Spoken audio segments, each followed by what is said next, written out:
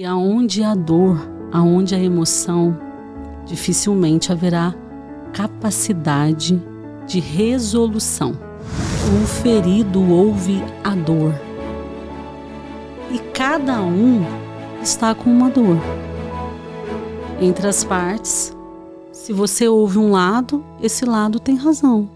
Se você ouve a outra parte também tem razão.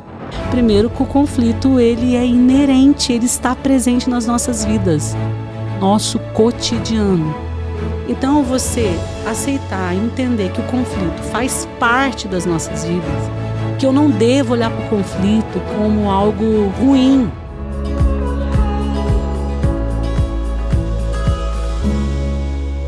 Olá, sejam bem-vindos a mais um episódio do podcast Instituto de Direito de Família na Prática. Eu sou Thaís Ribeiro, estou aqui, como sempre, acompanhado pela maravilhosa Mariana Vilela. E hoje, especial, nós temos convidada. Mariana, que convidada é essa? Olá, sejam todos muito bem-vindos a mais um episódio do nosso podcast. E hoje nós estamos aqui com uma pessoa muito querida para mim, é a nossa terapeuta familiar, minha parceira no escritório, é a Késia Nogueira de Oliveira Carlos. Ela é teóloga, jornalista, psicanalista, especialista em desenvolvimento e orientação familiar e cofundadora do Instituto da Família Construindo a Civilização do Amor, que fica em Pouso Alegre e também em Santa Rita do Sapucaí, no sul de Minas. Késia, seja muito bem-vinda ao nosso episódio especial, esse episódio que entrelaça o direito de família e a psicanálise. Seja bem-vinda. Exatamente isso, Késia, seja muito bem-vinda. Complementando aquilo que a Mariana está falando, tamanha importância ter você aqui conosco, e vocês que estão nos assistindo vão entender qual é a relevância da Késia estar aqui tratando de um tema tão afeto, que nos custa tão caro. Diante desse currículo que foi apresentado aí pela Mariana, já se vê o que vocês vão ouvir nesse episódio, né, Késia? Obrigada. Nossa, eu estou muito feliz de estar aqui com vocês, me sinto honrada.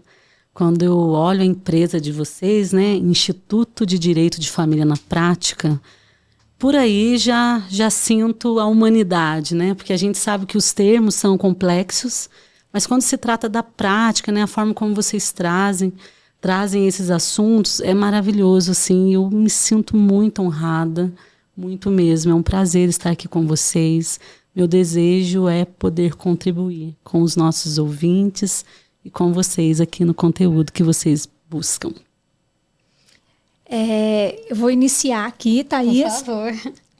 Só para expor aqui para vocês, a Késia, ela já faz um trabalho, né, comigo no escritório. Nós fazemos a mediação familiar, que nós atendemos os casais que estão em processo de divórcio e que querem ali fazer tudo da melhor forma possível, de forma mais leve, apesar de que o divórcio não é nada fácil, mas esse entrelaçamento com a psicanálise nos permite fazer esse tipo de mediação, que a gente chama de mediação familiar jurídico-terapêutica, que é onde a Késia e eu atendemos este casal, fazemos uma mediação onde é colocado para esse casal tudo que acontece legalmente, né? Tudo que é jurídico e todas as questões né? As questões emocionais que também envolve toda uma família.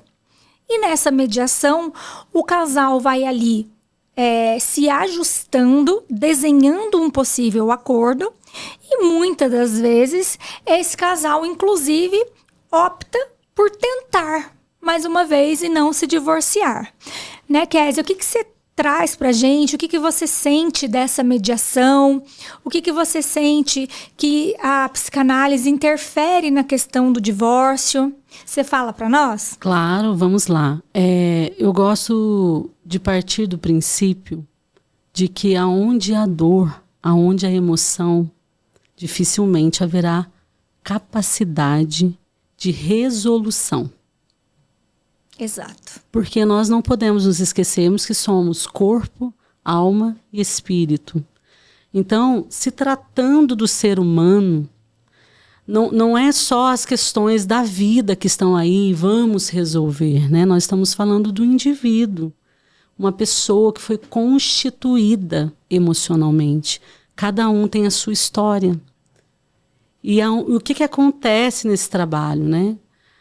Quando as pessoas se relacionam bem, tá num amor, tá ali construindo aquele relacionamento, tudo isso é muito maravilhoso, né?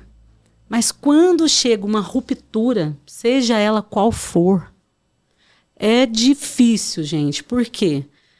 Tem toda uma construção de amor, de afeto, de visibilidade, de construir a vida juntos, para de repente vir uma ruptura e simplesmente eu olhar para o outro e falar, acabou.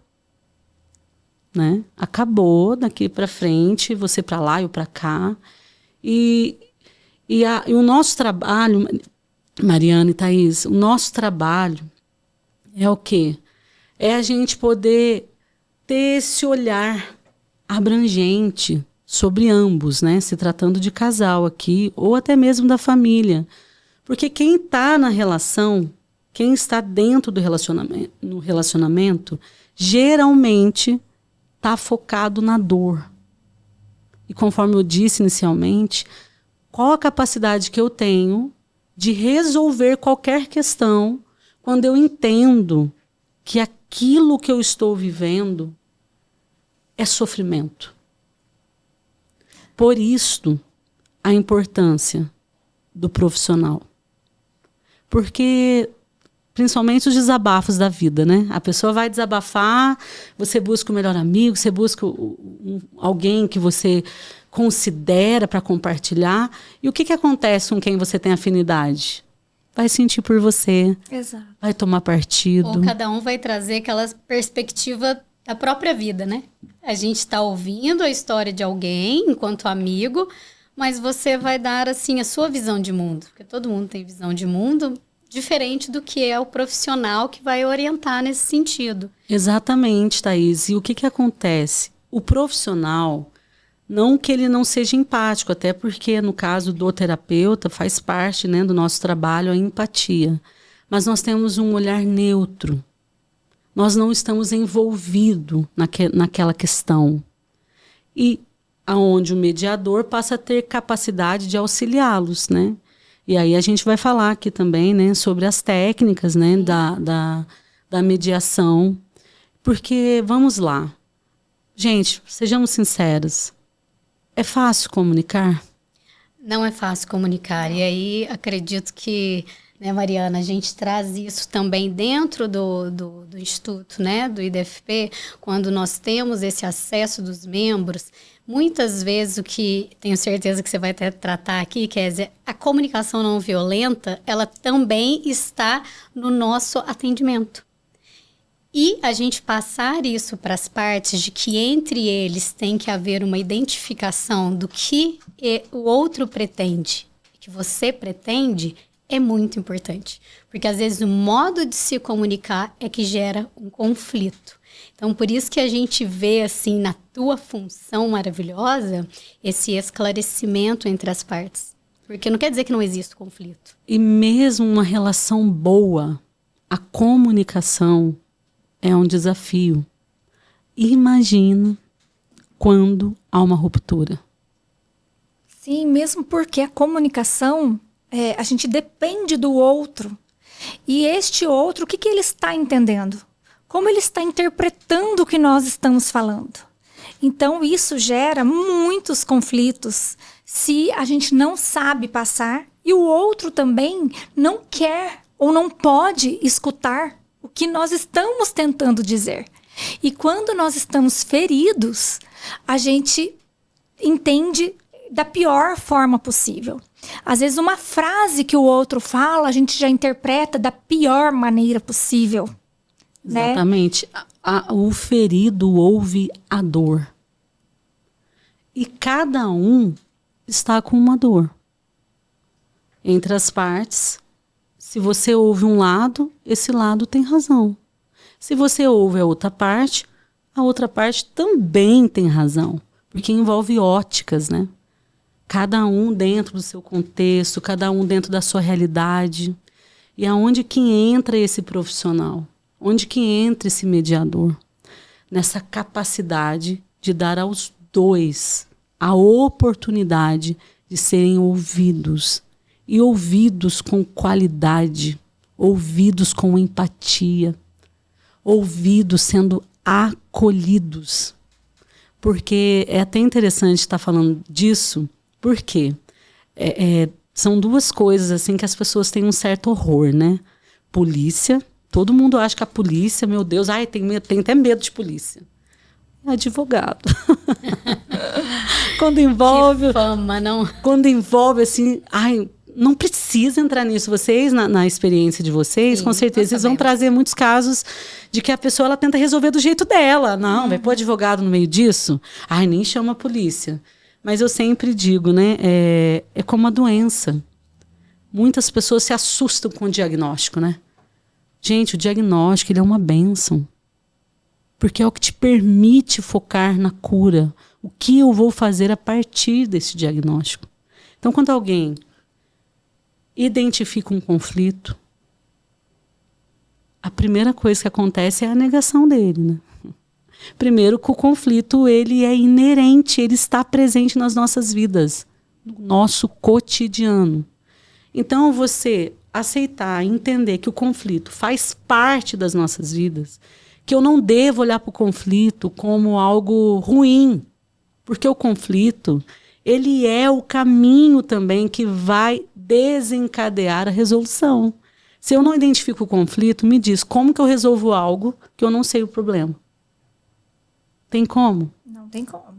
Então, o que acontece quando uma pessoa está enfrentando um conflito? Há uma negação tão grande, gente, eu vou contar para vocês. Quando a gente vai atender no consultório um casal, por exemplo, uma das partes fala assim, não, eu já fico quieto, já para não dar problema, para não conflitar.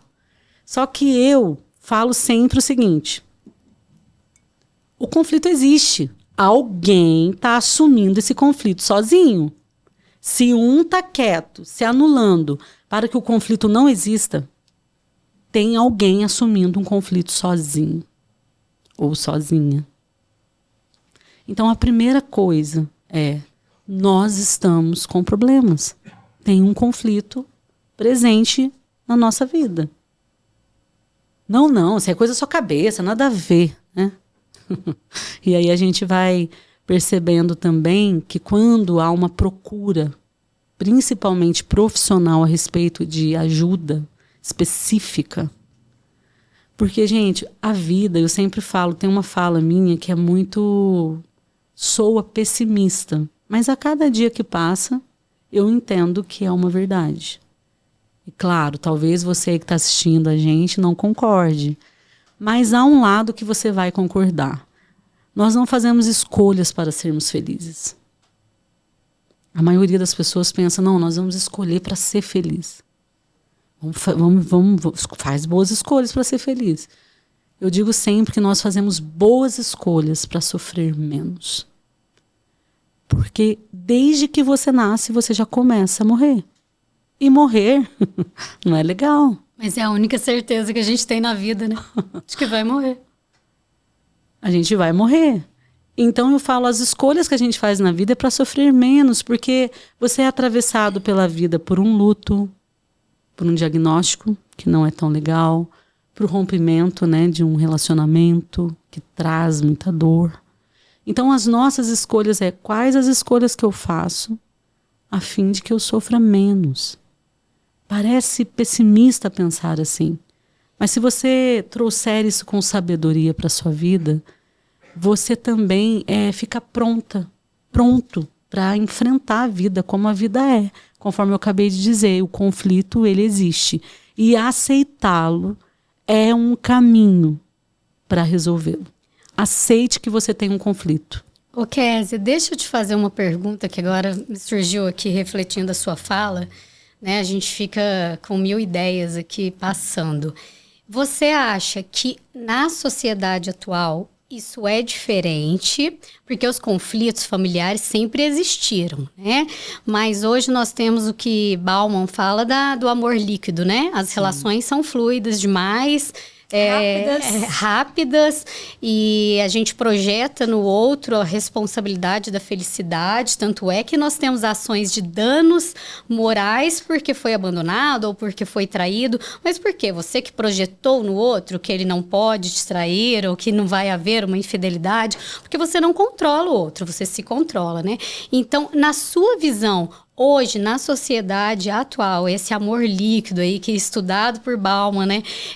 Isso contribui para essa falta de diálogo, ou as pessoas realmente não se conhecem mesmo? Elas estão juntas, não se conhecem. E é diferente do que era no passado, quando a gente fala assim de terapia familiar, de mediação entre esse casal. Porque, como você falou aí, às vezes o outro não quer ouvir, né? Ele não entende que existe aquele conflito, ou ele entende e joga a responsabilidade para um só. Na sociedade atual, isso é diferente do que era antes, na sua visão, assim, nos seus atendimentos? Olha, eu vou resumir isso que você trouxe de uma forma bem rápida. Eu daria nome para isso, porque uma das coisas importantes que você pode fazer na sua vida é dar nome para aquilo que você sente. Dar nome para suas emoções. Eu diria, né, que como Bauman fala sobre as relações líquidas, eu daria nome para isso. Responsabilidade afetiva. Responsabilidade afetiva. Nós vivemos por bel prazer, né, o hedonismo, vamos viver o prazer imediato. Sim. E o outro que lute, como diz por aí, né? E a gente acaba esquecendo da autorresponsabilidade, né? Porque tudo que acontece com a gente é responsabilidade da gente mesmo. Como você disse, assim, as escolhas. A escolha foi minha. Exatamente. Então eu tenho responsabilidade nisso também. E quando se trata dos nossos, porque a família, ela é nossa. Você pode não gostar da sua família aí, mas ela é nossa família. E o sangue, gente, sangue é algo muito forte. Por que resolver um conflito é muito importante a fim de que você avance na vida, a fim de que você siga em frente? Porque a sua família vai seguir sendo a sua família. Nem que você dê o nome para isso de a minha família é rompida. Eu não falo com a minha família, mas o minha continua existindo. Então é uma decisão também inteligente. Olhar, reconhecer que existe um conflito e ter a inteligência de falar, eu vou focar em solução, eu não quero seguir a minha vida. Porque qual que é a grande questão, né?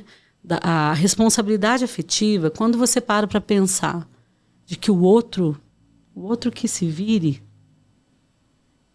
eu não entendo que o outro reflete em mim, né?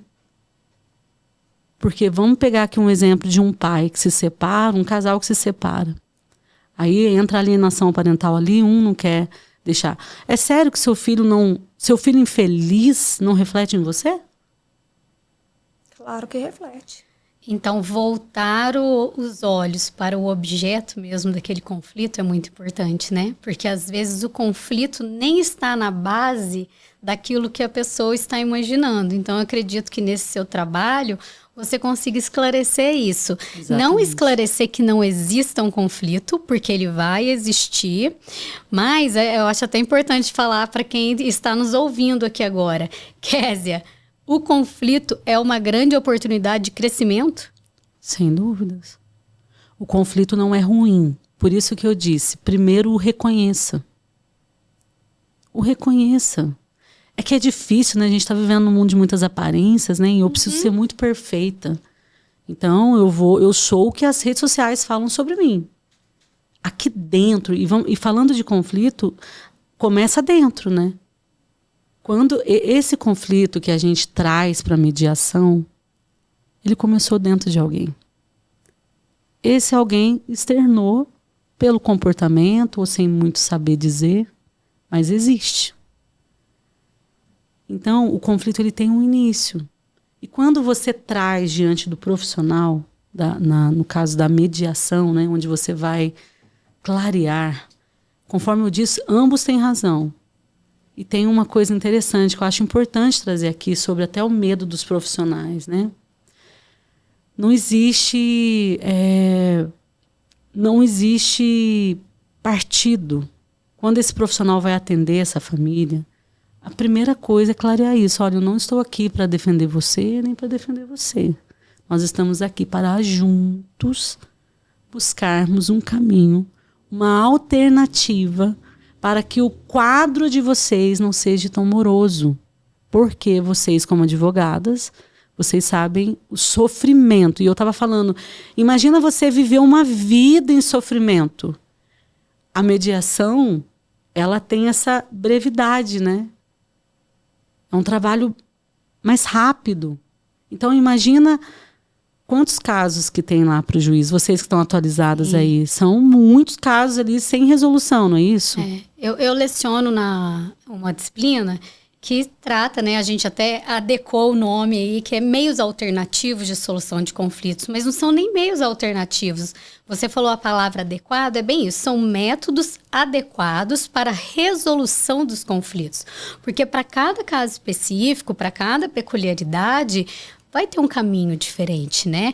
E quando as partes nos procuram, enquanto advogada, o que eles veem num primeiro momento é aquela figura do fórum, né? Aquela casa. Exatamente. Em que você entra e só existe a sala dos juízes. E quem dera, quando eu começo a falar no primeiro momento dessa minha aula, desse tema, eu falo que dera essa casa não fosse uma casa diferente, em que a gente tem bastante janela, bastante porta, e que para cada entrada seria um método adequado, né, de resolução de conflitos. As pessoas sabem, você sabe, que tem a diferença entre a mediação, a conciliação, mas os leigos, as partes não sabem, que às vezes só falta um diálogo, que o conflito está na falta desse diálogo. Então, eu acho que também é um pouco de culpa da nossa sociedade, né, que é uma sociedade já conflituosa a ponto de levar tudo para o judiciário. E veja só como esse tipo de mediação que vocês fazem, né, mediação familiar com um profissional competente para isso, pode colaborar na morosidade da justiça, na ansiedade das partes em resolver o seu problema, porque alguém vai solucionar o seu problema. Vai ser por uma sentença judicial ou por uma sentença feita por você. E pode ser que seu conflito seja um conflito, mas não seja um problema. Né? Então, quando tem uma sentença procedente, improcedente do judiciário, nós falamos isso uma vez em outra oportunidade, as pessoas tiveram seu direito apreciado pela justiça. Teve uma sentença que foi até favorável, foi procedente. Acabou o processo. E aí? A maioria das vezes não resolveu o problema. Sabe uma coisa que acontece? Que é muito comum, mais comum. Eu diria que, olha, 99%. Quando há uma falha na comunicação e entra esse profissional para mediar, sabe o que o profissional percebe? Que ambos querem a mesma coisa. Fato. Peraí, mas eles estão falando a mesma coisa. Como assim? Por que esse conflito? Tem muitos casais que chegam pra gente, né, Kézia? Uma grande parte mesmo, que igual você falou, às vezes o problema não está ali na base e eles não enxergam o que é o problema. E nós vamos conversando, eles vão falando, eles são ouvidos, né?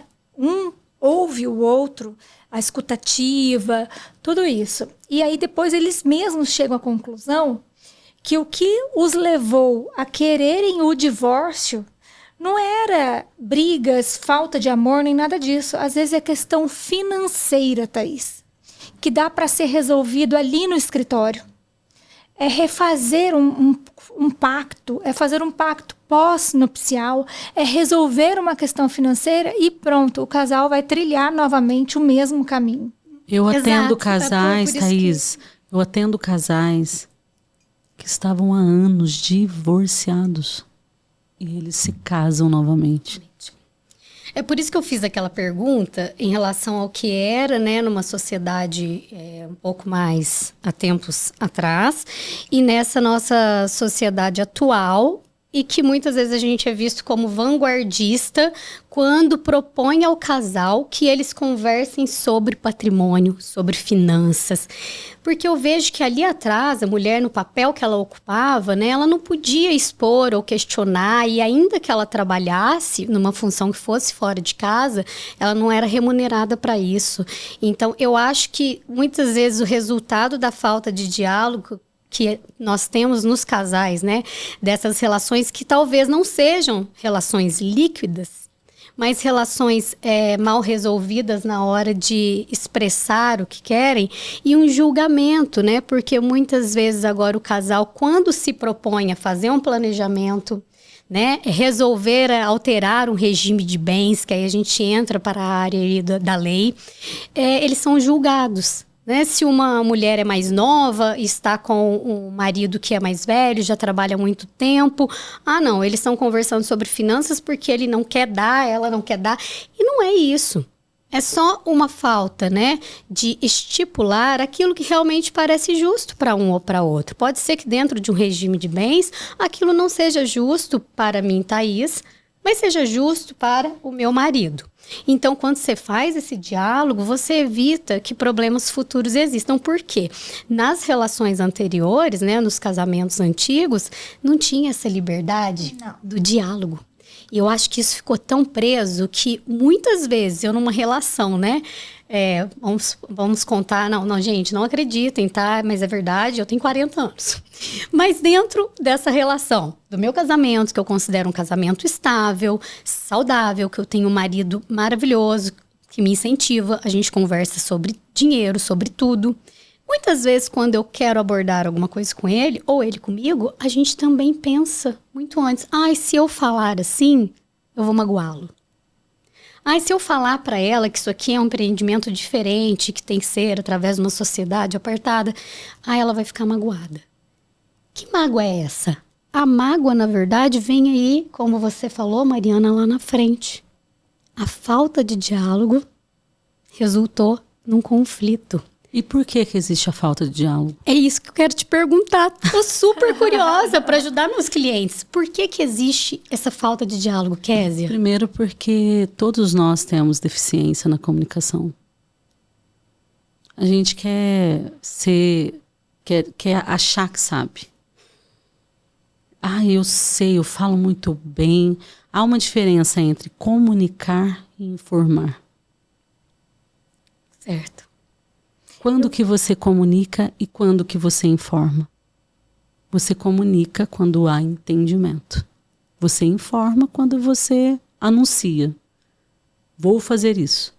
Como que o outro entendeu? Isso é comunicação. O que eu quero dizer com isso é que a falta de diálogo, ela existe, primeiro porque, se tratando de um conflito, eu estou pouco me lixando em te entender.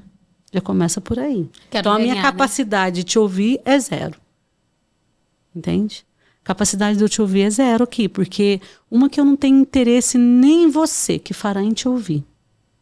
Mas se tratando do diálogo, eu gosto muito de pensar que eu sou uma eterna aprendiz. Isso é muito importante na nossa vida. O dia que você achar que você sabe, eu sinto muito te dizer, é um regresso. Se você quiser progredir na vida, em qualquer área, em qualquer situação, reconheça que você vive em processo de aprendizagem. E quando eu falo de não saber dialogar, a gente não sabe muita coisa. A gente não sabe muita coisa. Tem gente que acha, nasce um filho, nasce uma mãe. Eu falei, meu Deus do céu, mas quem que falou isso? A gente não sabe. Nasce um filho, nasce um desafio, minha filha. Você vai ter que aprender a ser mãe. Porque não é fácil. É desafiador. Não, mas agora... Claro que existe um instinto, mas quando a gente pensa no conhecimento, porque é o conhecimento que nos liberta. Se você quiser ser livre, se você quiser viver bem, você precisa conhecer. Você precisa aprender. Mas no mundo em que falta humildade, eu vou dizer que eu não sei? E agora, Kézia, com as redes sociais, né, que agora muitas pessoas têm autoridade, não têm nem conhecimento. O conhecimento que tem é superficial. Eu vejo muito o que Schopenhauer fala no livro dele, A Arte de Ter Razão, do sofisma.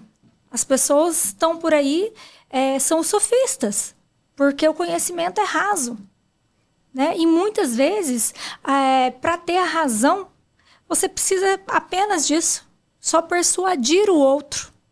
Então, a gente tem que ficar bem atento também em todas as situações, né? Principalmente nessas compras que a gente faz, saindo um pouco do assunto, das redes sociais, acreditar em tudo, em todos, né? Então, isso a gente tem que saber ouvir e falar, não, peraí, essa informação eu também tenho, eu consigo. Não é assim que são as coisas, né? E ouvir, Mariana. Exato. Ouvir, muitas das vezes você pensa que está relacionado a ouvir o outro. Gente, tá além disso, a gente não se ouve. Você não ouve nem a você mesmo. Mas aí nós voltamos naquele tema. E a autorresponsabilidade. Porque se você ouve a você mesmo, você não vai atribuir ao outro, né?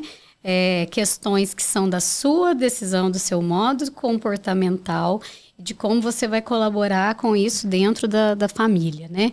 Então, quando a gente não se ouve, a gente perde a autorresponsabilidade e o que é mais fácil de acontecer? Culpar o outro. Qual que é a importância? Como que a gente lida com a culpa que alguém atribui a gente?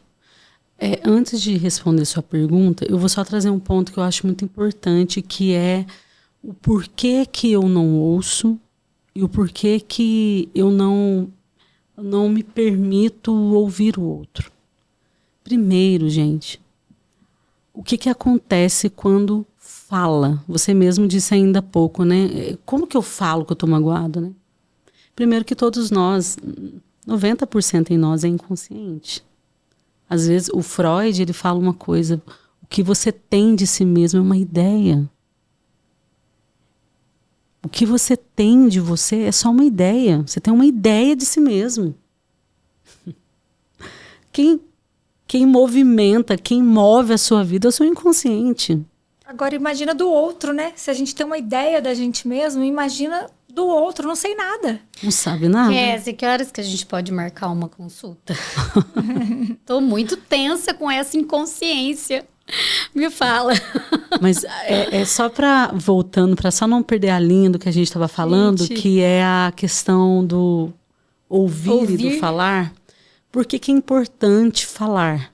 Porque quando você fala, você amplia a sua consciência. Então, digamos que você precisa conversar com alguém aí. Inclusive, a gente tem um espelho aqui, ó, no estúdio aqui. Vai treinar, vai falar com o espelho.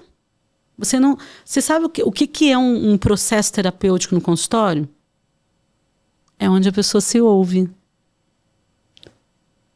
Porque na nossa cultura, fica um disputando quem vai falar primeiro, ou se eu tô com dor de cabeça, é que você não sabe a dor que eu tô no corpo.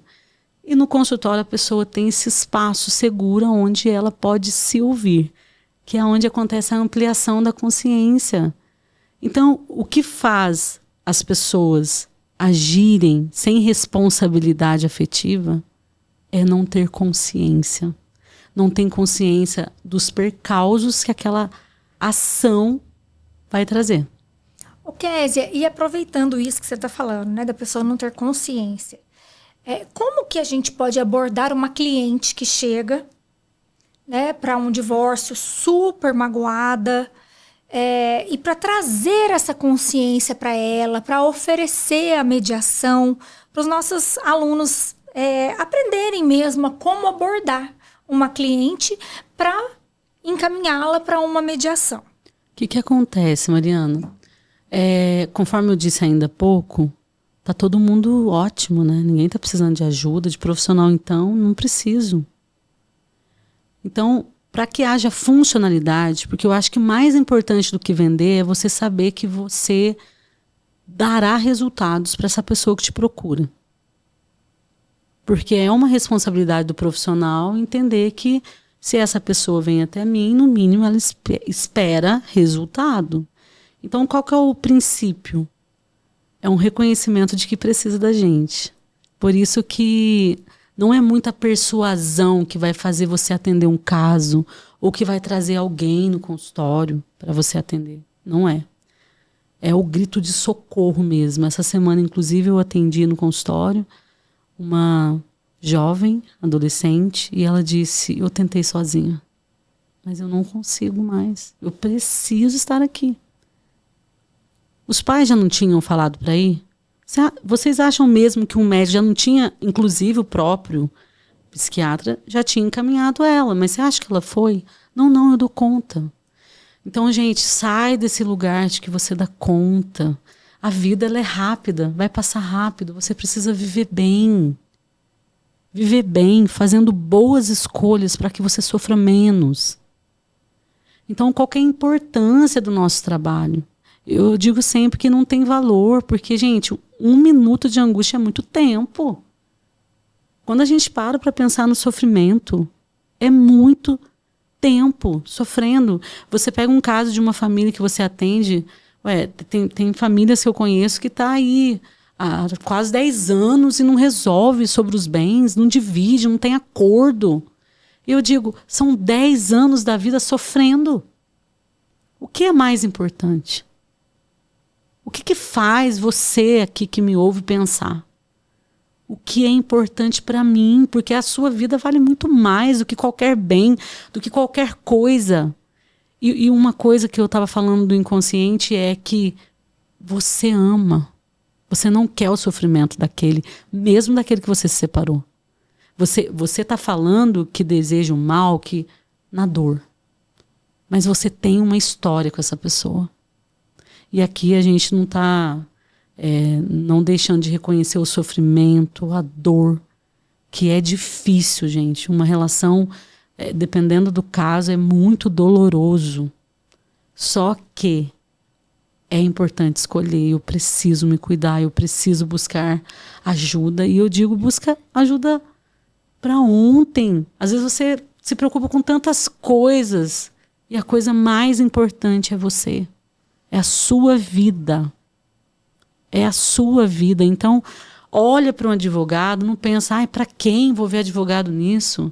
Para que eu vou envolver a justiça nisso? Nossa, para que eu preciso de alguém que não me conhece me ouvindo? Sabe? Chama a humildade para sua vida. Entenda que você é mais importante, o seu bem-estar é mais importante. A sua família, ainda que você não siga no convívio, se ela estiver bem, você vai ficar bem. Muitas das vezes eu encaminho, né, faço os encaminhamentos para a Késia de cliente que chega, né, para alguma questão familiar, e eu faço o encaminhamento. E a pessoa fala assim, não, mas é o meu marido que tem que ir, não sou eu. Aí eu falei, mas você é que se controla. Você não pode controlar o seu marido nem escolher por ele. Então vá você, aprenda você, se conheça, né? Faça por você que a consequência vem. E isso é o que traz a nossa jornada, que é a jornada restaure a si mesmo e o seu casamento. A consequência de restaurar a si mesma é ter de volta o seu casamento. Ou restaurar a si mesma e ter a certeza de que realmente aquilo está te adoecendo. Então, e seguir em frente. E seguir em frente. Seguir em frente, porque, gente, você vive sem o outro. Eu ia perguntar isso agora, mas a mediação, ela pode ter um resultado que não é restaurar o casal, e sim restaurar as pessoas, né? Porque para muito casal, aquela restauração Thaís, o que você precisa para viver? O que você precisa para viver? Eu preciso de mim, do meu ar, da minha vida. Da sua vida. E isso não é o que importa? É isso que importa. Mesmo que você tenha a melhor resolução de conflitos, porque nós estamos falando aqui de resolução de conflitos, é que a gente vai entrando e vai em várias camadas, né, do conhecimento. Mas se tratando do conflito, mesmo que você... deu certo, venci. E aí dentro, venceu? O que você quer dizer com esse venci? Porque... do outro lado, pode não ter acontecido do jeito que se esperava, né? Ou do jeito que se esperava. É o que Mas a é o que Thaís falou aqui da sentença. Da sentença. Uma parte é vencedora, mas é vencedora? E aí dentro? Exato. Porque, gente, consciência, principalmente quando se trata de justiça. E aí eu falo, né? Olha a importância de você ter um profissional que te atenda, que te ajude a ampliar a consciência. Porque você pode se sabotar. Às vezes, olha, eu atendo pessoas que eu falo, meu Deus, essa pessoa está caminhando para a própria destruição, mas ela não consegue enxergar. Ela não enxerga. Ai, porque eu não vejo a hora dele ser destruído, acabado. E essa pessoa ama o outro. E está falando aquilo inconscientemente, está falando isso pautado na dor. Então a consciência, ela existe em todos nós. E isso é uma responsabilidade consigo mesmo. Você quer ganhar uma causa para mostrar para o outro? Para mostrar para o outro que você é o bambambam, o que você venceu, o que você conseguiu, o que você queria? Eu diria, comprometa-se consigo. Seja leal a você. Se ouça, porque a vida não é fácil. Fica todo mundo mostrando vida fácil. A vida é um leão por dia. Você pegou a estrada, Thaís, eu tenho certeza que você teve seus desafios para chegar até aqui. Mariana da mesma forma, eu da mesma forma. E a gente precisa trazer essa realidade para nós. Porque o conflito, conforme eu disse, ele vai aparecer. Mas diante de um conflito, comprometa-se com a verdade que existe dentro de você. Porque você pode ganhar uma causa no advogado, no juiz, você pode até ganhar, mas você precisa ganhar a si mesmo para seguir em frente. Então a questão da consciência é algo seríssimo, é muito importante. E quando alguém nos procura, assim,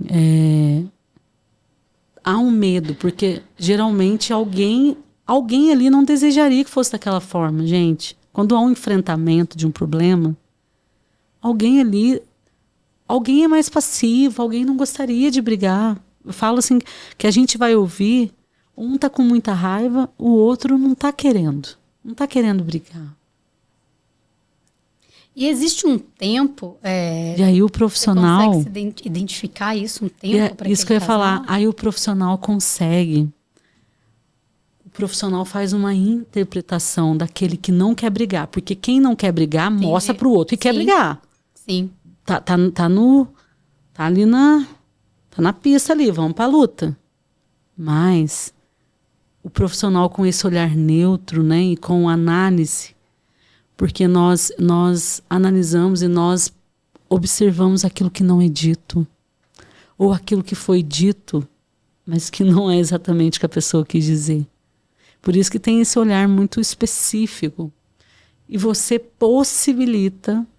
E aí, se tratando da parte prática da mediação, eu gosto muito de ouvi-los separados primeiro.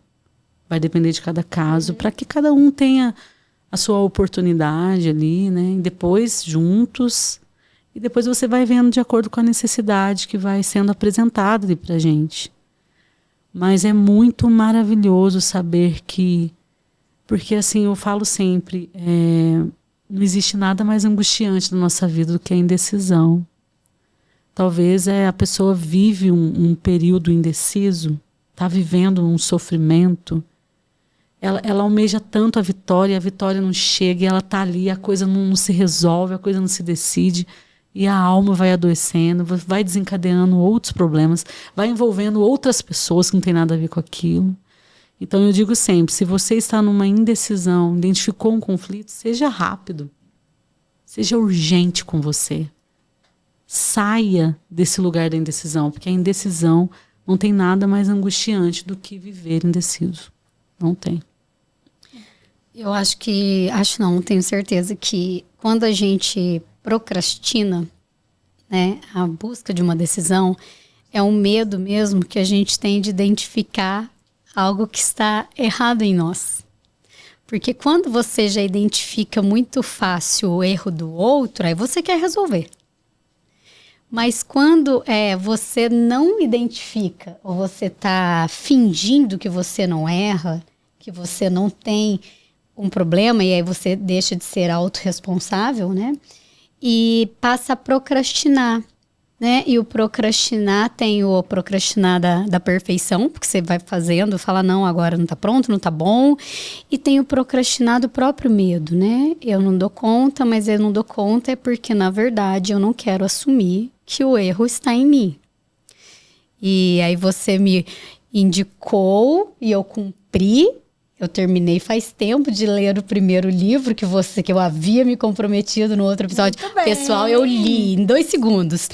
O Hábitos Atômicos traz isso. A gente acha que não, que tá ali só falando de como a gente transforma, pega hábito bom, identifica o ruim, mas ele traz muito além disso, que muitas vezes você é o seu procrastinador porque você não internalizou, você não olhou para si e descobriu por que você não consegue fazer. Você consegue, você tem capacidade. Mas muitas vezes a gente delega ao outro fazer uma coisa que é nossa. Né? E quando vem um terceiro, que é o profissional, e te fala, é diferente, né? É muito Até diferente. parece que eu vou deixar meu ex-marido perceber esse erro em mim. Porque tem orgulho, nosso ego é... E por que seria também, né, um erro? Muitas vezes são características da própria personalidade, né? Ou aquilo, cada um tem uma maneira de se desenvolver, tanto nas áreas de competência quanto dentro de um relacionamento. Então, quando a gente procrastina uma conversa, procrastina um diálogo, nós estamos procrastinando a nossa autorresponsabilidade e a oportunidade. Então, eu estou refletindo diante do que você falou, porque eu achei maravilhoso. A oportunidade da gente sofrer menos na vida e de ser mais feliz. Sim. Então, quando a gente redescobre através do profissional que você essa autoconsciência, autorresponsabilidade, que dói um pouco, mas você resolve, na verdade, a tua vida, a tua felicidade.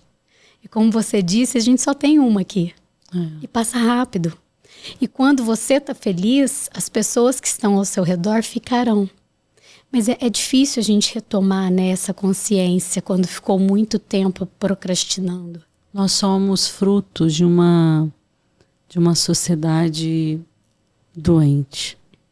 Eu me alegro de verdade, principalmente a gente aqui do sul de Minas, onde o preconceito pela busca do autoconhecimento, da saúde emocional, da saúde mental, essa ampliação dessa importância, eu acredito, sigamos, né, acreditando em dias melhores para a nossa sociedade em relação à saúde mental e emocional.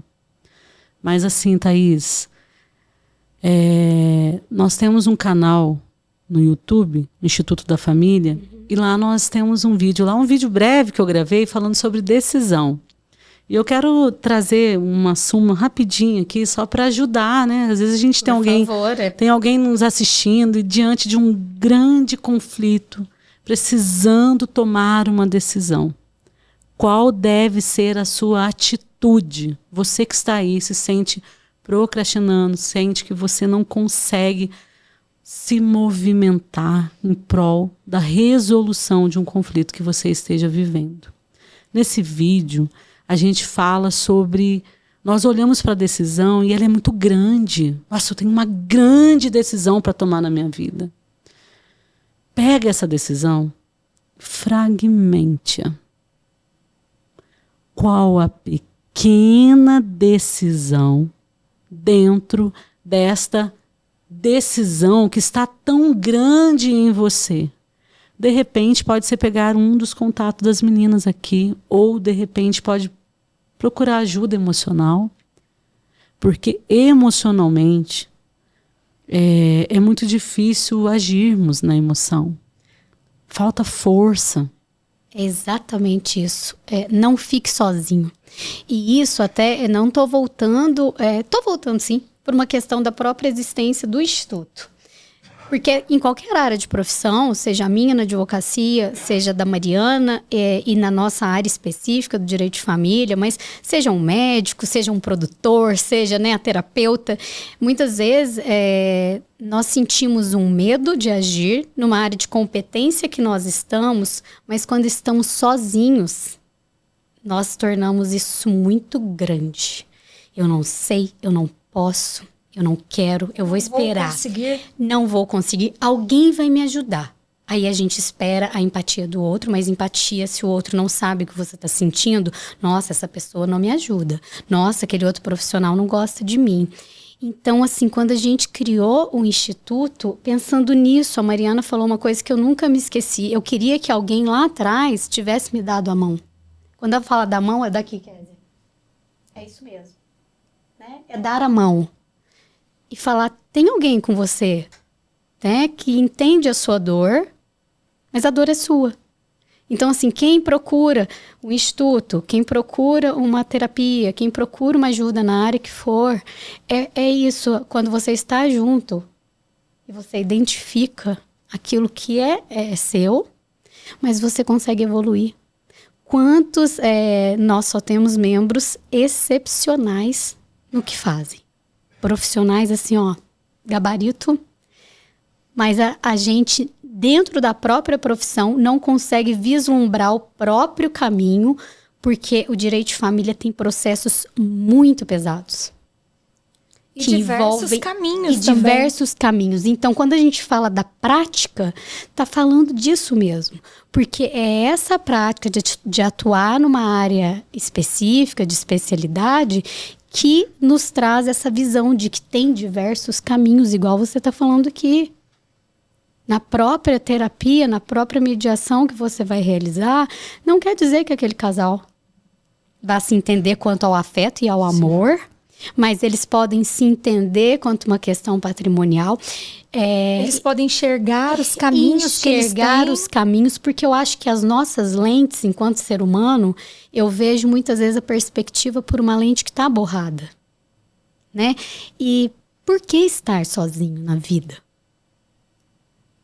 E a gente confunde um pouco, porque estar sozinho na vida, eu sou capaz, eu consigo, mas o preconceituosos, nós somos egocêntricos. Como é importante assumir isso. Gente, e o preconceito na palavra, no sentido literal. Você não busca uma ajuda porque você tem um preconceito, tem doenças que são mentais, doenças mentais, não, eu falo que tem problemas que são emocionais, que precisam ser tratados porque são doenças iguais a gente tem físicas, igual a diabetes, a hipertensão, e as pessoas não querem procurar um profissional, não querem procurar um médico, porque se eu procuro um profissional, eu sou doida. Reconheça a resistência que existe em você. Mas isso tem a ver com a perfeição que hoje nos é imposta, Kézia. A gente resiste à mudança, né? Eu não estou bem, tem até uma fala que eu gosto muito, que é quando a sua vida chega no ápice da dor, que não tem mais aonde doer, você vai ter que mudar. Ô Kézia, quando chega no ápice da dor, as máscaras caem? Olha, cai. Sabe por que cai? Porque você se permite mostrar-se vulnerável.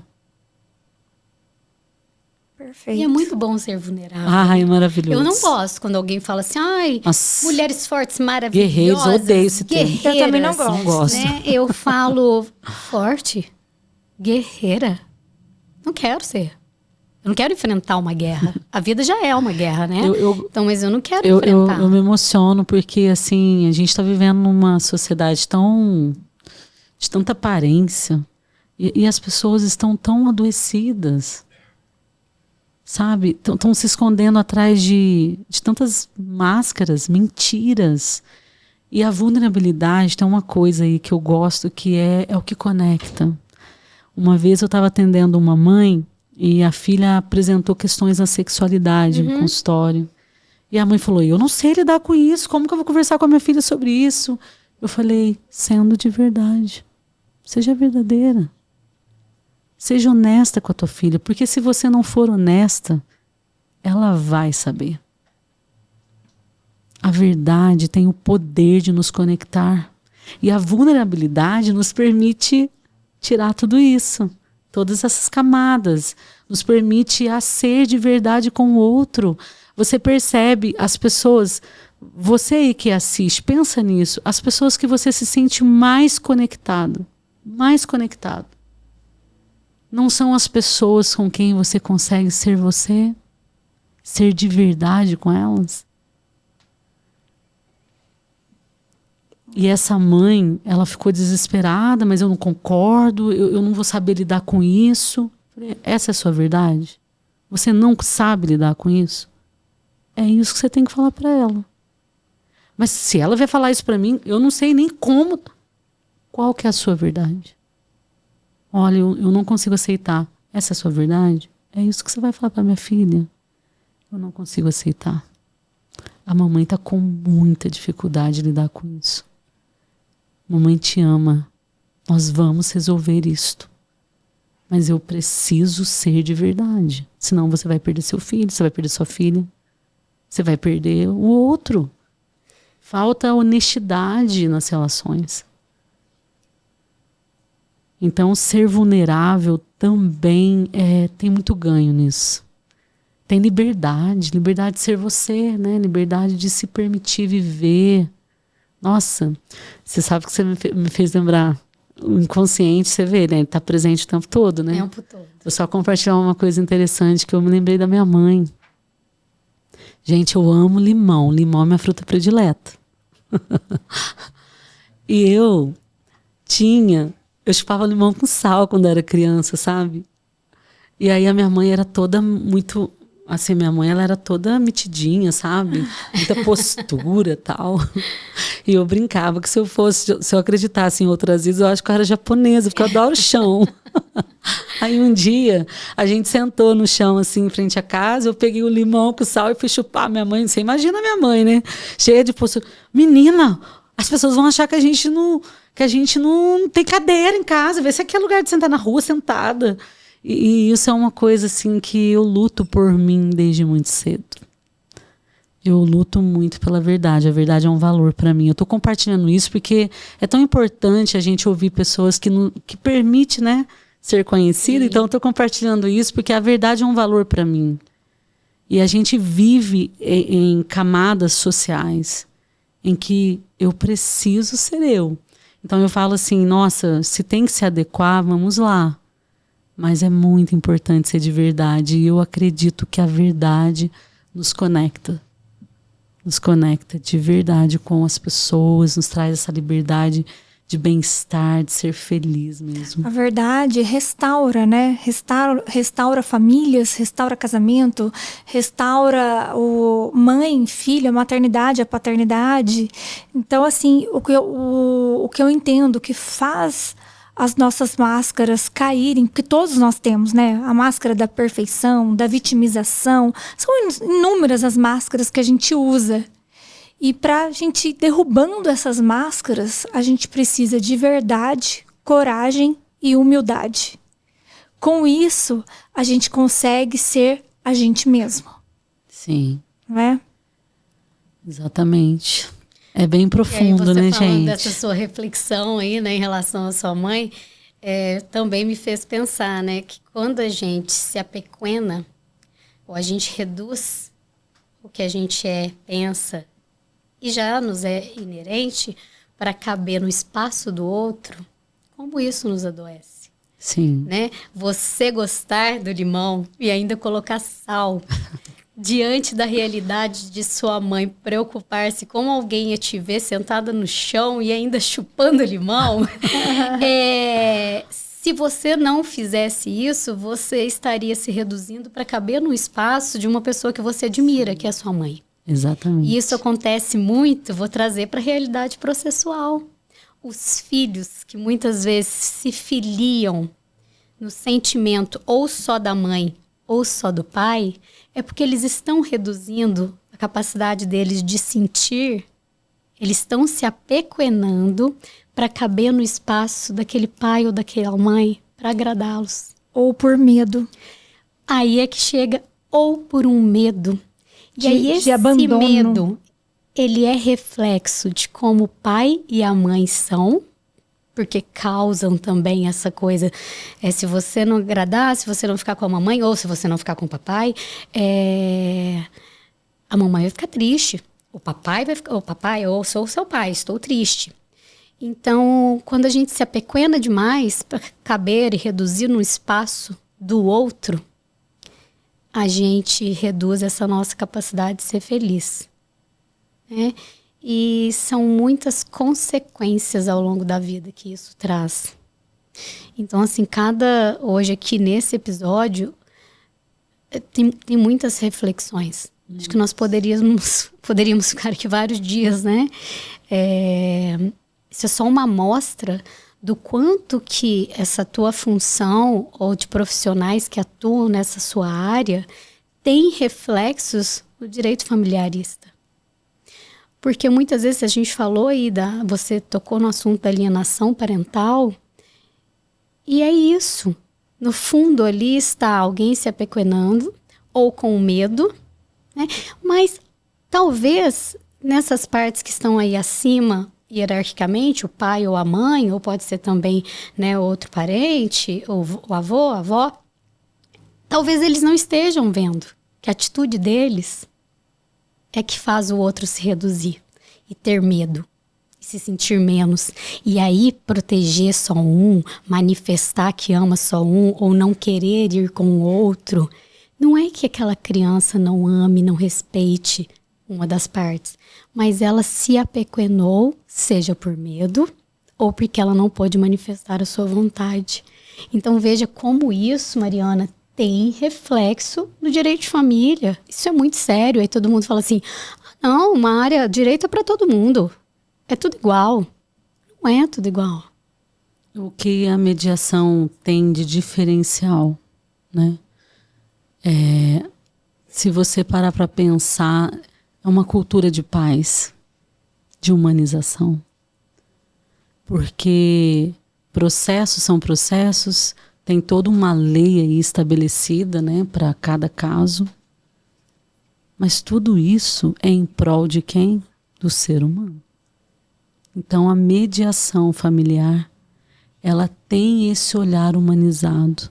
Ela tem esse olhar de olhar a situação e entender de tudo isso que está sendo dito, de tudo isso que precisa ser feito. O que tem de mais importante? Kézia, são as pessoas, a família. Pra gente ir finalizando aqui. Ah, não quero. Eu tô numa fase no final que eu fico muito emocionada, eu sou muito platônica. Eu trouxe algumas perguntas dos nossos membros. Sei que não vai dar tempo de perguntar todas, mas selecionei duas aqui que a maioria também trata dos mesmos assuntos, então fiz duas aqui. Primeiro, que eles estão te pedindo como usar da psicologia para se apresentar como uma boa advogada nas redes sociais. Como usar da psicologia? Para as redes sociais, para eu me mostrar como uma boa advogada. Tem psicologia para isso? Tem a forma de falar? Para se mostrar como advogada nas redes sociais? Uma boa advogada nas redes sociais. Uma boa advogada. Boa pergunta. Eu atendi um caso de que a primeira coisa que o paciente falou eu odeio advogado. Vou até indicar um filme que chama uma história... Vocês conhecem a História de um Casamento? Já assistiram? Já. Maravilhoso. Gente, aquele filme, eu falo assim, a condução jurídica ali não... Se fosse de outra maneira... A litigância era entre os advogados, não entre as partes. E na maioria das vezes a gente percebe isso. E você percebe... Pra mim, poxa, o filme termina com ela indo amarrar o cadarço do ex-marido. O ex-marido. Que cuidado. Eu falo, gente, a condução, infelizmente, não foi feliz. Poderia ter outro final, né? Mas, assim, respondendo a pergunta aí da pessoa, como que chama? Não, eu compilei. Tem vários... são várias alunas que aí eu escolhi essas duas. Nem sei quem fez essa em específico. Para mim, qualquer produto de venda, qualquer posicionamento, você deve sempre olhar e enxergar a pessoa. Você não vai ser uma boa advogada se você não se conecta com o outro ser humano, com as necessidades dessa outra pessoa que te procura. Mas antes de você ter acesso ao que ela vai precisar de você, é necessário que você se conecte a ela. Porque, gente, qualquer relação envolve confiança. Quando chega alguém no consultório, a primeira coisa que eu falo, olha, se você não se sente à vontade para se despir aqui, eu não sou a melhor pessoa para te atender. Inclusive, você precisa se sentir livre. É a segunda pergunta que eu selecionei, que a aluna aqui fala, né? Como usar da psicologia para o primeiro atendimento, o que é indispensável saber ou perguntar. É exatamente isso que você está falando, né? Na verdade, quando eu cheguei aqui mesmo, né? O que aconteceu quando eu cheguei aqui? Gente, vocês não têm ideia, um café, uma recepção maravilhosa. Tô falando, esse pessoal do seu podcast tem nada igual, gente. Que maravilha o atendimento, fui muito acolhida, uma conexão gostosa. A Thaís chega com humor, implementando. E assim, poxa, por que a gente está aqui conversando com essa liberdade? Por quê? Confiança, acolhimento. Conexão. Escutativa, né? Por Conexão. quê? Você precisa se conectar. Se você não se conecta ao outro, você perde você perde a sensibilidade, você perde a percepção, você perde a importância daquilo que está sendo dito. Então, por exemplo, nós estamos aqui presentes, certo? Presentes. Isso é conexão. Então, na sede, né, na febre de vender, muitas das vezes, isso vale para a primeira pergunta, muitas das vezes você quer só fechar, vamos fechar o contrato. Ai, vamos... peraí.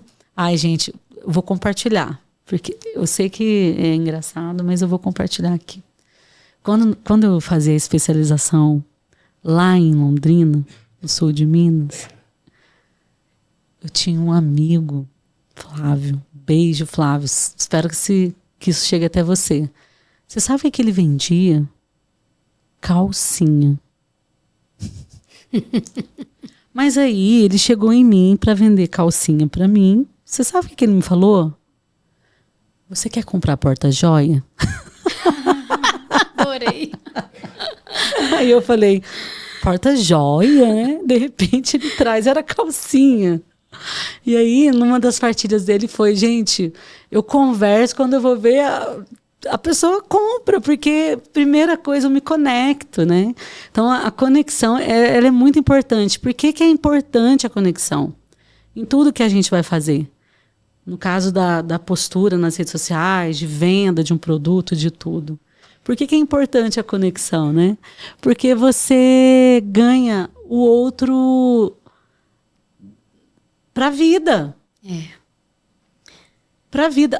Eu conheci a Mariana, por exemplo, só para o pessoal saber dessa relação com a Mariana. Na verdade, eu atendi uma paciente, né, Mariana? Atendeu uma cliente, né? Minha. Isso. E a Mariana precisou de um documento, eu redigi esse documento e a Mariana passou a me conhecer.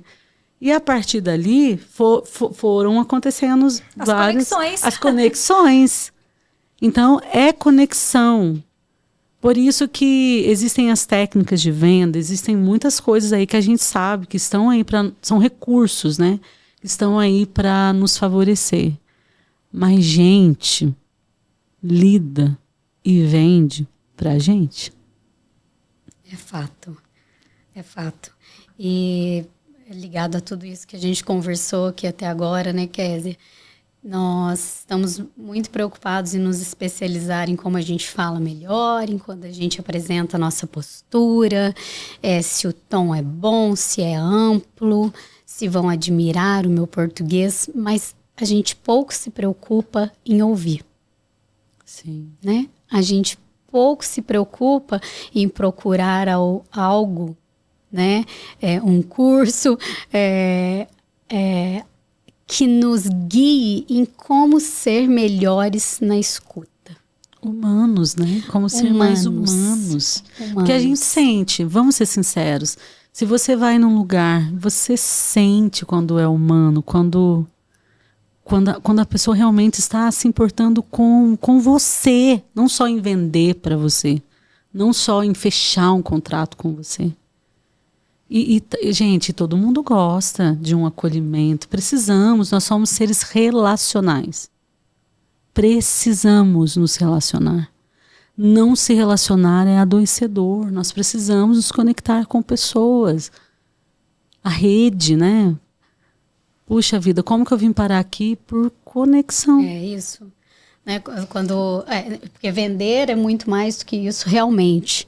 É quando a gente entra aqui e vê que tem algo preparado para a gente tomar, comer, não importa o que é. Mas que o Maurício e a Renata pensaram que iam chegar pessoas aqui, né? Então tem ali um café, isso para ele, nós já compramos dele, eu já confio no produto dele, eu já sei qual é o jeito que ele faz a produção do podcast, eu sei a formação dele. Ninguém também acessa nada sem ter buscado antes. Mas o que mantém a gente conectado é isso, é eu saber que sempre que eu venho aqui, eu vou ter essa preocupação da água, do a Thaís adora café. Ela vem arrumar meu cabelo. Então ela vem arrumar meu cabelo, né? Fone. Ela depois fala, olha, no outro episódio, fale mais de outra maneira, porque eu acho que você fica melhor assim. Então, assim, não é só vender e comprar. Porque a gente vende, compra o tempo todo. Pode ser que eu continuasse fazendo, porque eu admiro a qualidade, mas o pessoal do Instituto. Vocês dão esse trabalho também. Sim, sobre a venda, orientação, tudo. Olha sim. que bacana. E porque quando você faz o primeiro atendimento em audiência, muitas vezes a pessoa já chega fragilizada. Sim. Muito mais do que você dar a parte técnica, você pode ser melhor advogada lá. Mas se você não escutou, se você não fez, você põe uma água, um café, uma bolacha, a pessoa pode não pegar. Mas ela sentiu que você pensou nela. Eles pensaram na gente aqui, você como advogada pensou na sua cliente, você que vai receber lá o teu paciente pensou muito mais do que pensar em você, nele. A gente não se coloca muito nessa posição. E eu acho que isso sim gera autoridade. Porque nós esquecemos, infelizmente, nós nos esquecemos nos tempos de hoje que nós estamos lidando com pessoas, não com robôs. Nossa. Não tem nada a ver com inteligência artificial, com a capacidade da gente melhorar a nossa entrega. Mas quando a gente fala de conexão só vem do afeto. Isso. Conexão só vem de relação pessoal. Eu não estou aqui com a Mariana no Instituto à toa. Não é porque eu acho ela maravilhosa com competência técnica. É porque eu me conecto com a finalidade dela. Ela não é uma advogada que busca um procedente. Ela é uma advogada que busca melhorar aquela relação familiar. É tudo igual, advogado? Não é tudo igual. Não é. Por isso que eu tô aqui. Por isso que o membro está aqui, porque ele vai ouvir você. Porque nem todo advogado é igual. Por isso que eu tô honrada de estar aqui, porque eu ouço. De ter você. Eu tô muito feliz de estar aqui com vocês, porque eu ouço isso no consultório.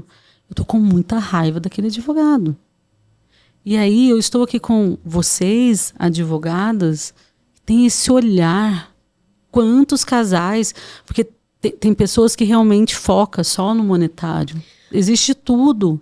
Mas estar com vocês aqui é uma alegria para mim. Mas, Kézia, é uma mudança de paradigma, porque tem gente que também acessa a postura que nós temos e fala, nossa, mas vai faltar um conflito?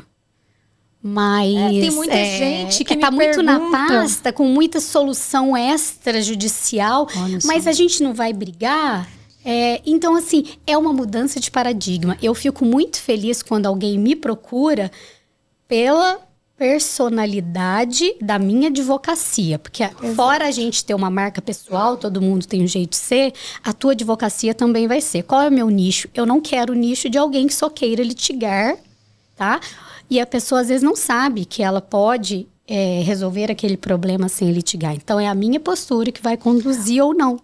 Thaís. E também você define clientes e o cliente define o advogado. A Kézia e eu fomos dar uma palestra já algumas vezes em faculdades, né? E numa faculdade específica, um aluno levantou e falou assim: nossa, mas aí faz a mediação, o casal resolve não separar e você sai perdendo? Eu falei, não, eu não saio perdendo, né? Para mim é uma satisfação.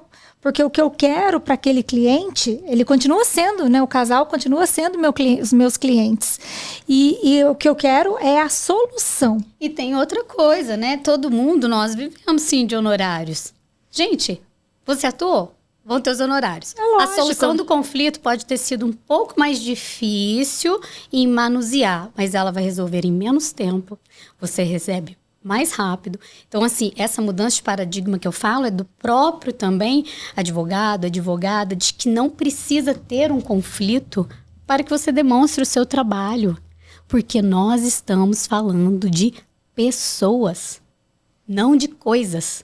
É diferente você tratar de objeto e de ser humano. E por que a gente está refletindo isso tudo agora? Né? Então, assim, é uma pena, não quero acabar, não. Eu ia falar aqui que, infelizmente, nós vamos ter que encerrar. E, Kézia, mais uma vez, uma alegria enorme ter você aqui com a gente. Vamos combinar outras vezes. Temos outras novidades vindo por aí, né? Que a Kézia também faz parte, vai fazer parte, a Thaís. E muita alegria e muito obrigado de você ter compartilhado, né, esse pouco aqui com a gente e que engrandece a alma mesmo. Nós estamos muito gratas mesmo, e aqui eu quero reconhecer essa área e dar parabéns para todas as pessoas, né, homens ou mulheres profissionais que atuam nessa sua área, Kézia. Porque, assim, de extrema relevância. Hoje me fez repensar em muitas questões aqui, nesse pouco período de tempo, como disse a Mariana, mas como é gratificante, como para o membro do IDFP ou para qualquer outra pessoa que esteja nos escutando, eu queria que essa fala, que esse episódio alcançasse tanta gente. E eu sei que você está emocionada. É porque eu quero mesmo parabenizar os profissionais como você, que atuam nessa área. Isso aqui não é balela, a gente não faz nada aqui por balela. Mariana tá quase chorando, ela sempre acaba assim. E você está chorando. A Kézia é de uma competência, assim, que eu não consigo nem descrever, né? E para os meus clientes, para as minhas clientes, é assim, os que podem, né? O que a gente encaminha. E os que podem fazer, os que podem estar lá com ela para compartilhar, é assim, vai mesmo para o extraordinário. É por isso que, de fato, eu amo o que eu faço, enquanto advogada de direito de família. Mariana ama o que faz, e é perceptível que você ama o que você faz, porque nós amamos as pessoas, nós nos amamos. Quando você me perguntou, né, o que é principal para você, a minha vida. E, nossa, eu vou palestrar, eu sou chorona, porque eu sei que as coisas vão fluindo socialmente e elas vão sendo banalizadas. Mas há um valor no nosso trabalho. Porque não existe nada mais importante do que o ser humano. Eu sou apaixonada por ele, eu faço com muito amor. E os resultados, né, que a gente vai tendo em cada processo, de você olhar para uma família e poder falar, puxa vida, porque viver, gente, é maravilhoso, mas viver sofrendo não é fácil. Então, poder ser um instrumento mesmo, assim, na vida das pessoas é uma coisa maravilhosa. Eu quero muito agradecer essa oportunidade, a oportunidade de expor o meu trabalho aqui, oportunidade de dizer o quanto é importante o trabalho de vocês, quanto é importante saber que existem advogados assim que têm esse olhar tão humanizado como o de vocês. E para finalizar, eu quero dizer para você não desistir de você, porque talvez você está aí diante de um grande conflito, está diante de uma grande adversidade da vida. Não postergue mais essa dor, você não precisa estar sozinho, existem profissionais excelentes, quebre a resistência. Sabe, esse preconceito, esse preconceito de que as pessoas vão ser um problema para você. Não, na verdade não. Na verdade, existem profissionais que estão realmente preocupados e desejosos de auxiliar você no seu processo, tanto jurídico quanto terapêutico, ou os dois juntos. Muito obrigado por essa oportunidade. Obrigada, Thaís. Obrigada por mais um episódio. Obrigada, pessoal. Até o próximo episódio. Até mais.